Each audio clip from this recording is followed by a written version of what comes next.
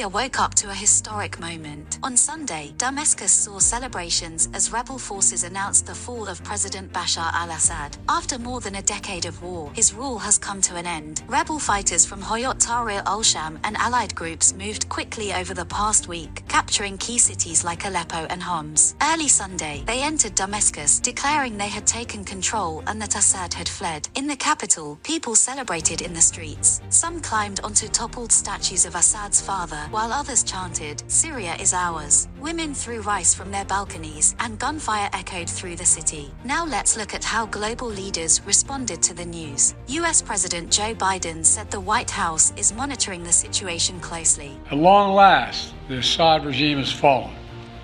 This regime brutalized and tortured and killed literally hundreds of thousands of innocent Syrians. The fall of the regime is a fundamental act of justice. It's a moment of historic opportunity for the long-suffering people of Syria to build a better future for their proud country. It's also a moment of risk and uncertainty. As we all turn to the question of what comes next, the United States will work with our partners and the stakeholders in Syria to help them seize an opportunity to manage the risks. For years, the main backers of Assad have been Iran, Hezbollah, and Russia. But over the last week, their support collapsed, all three of them, because all three of them are far weaker today than they were when I took office.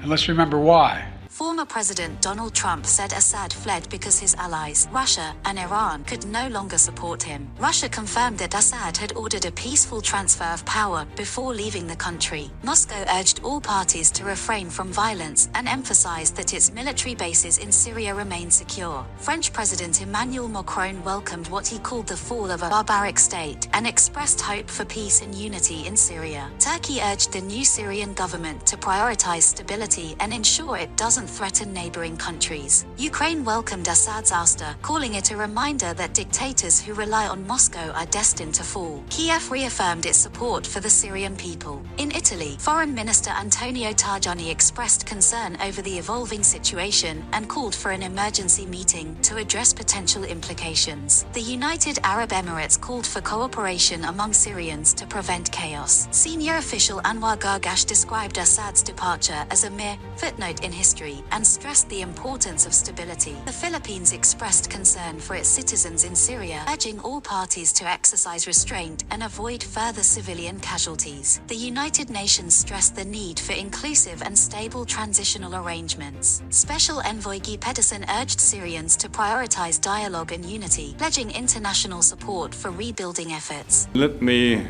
once again extend my deepest solidarity to all who have borne the weight of death, destruction, detention, and untold human rights violations.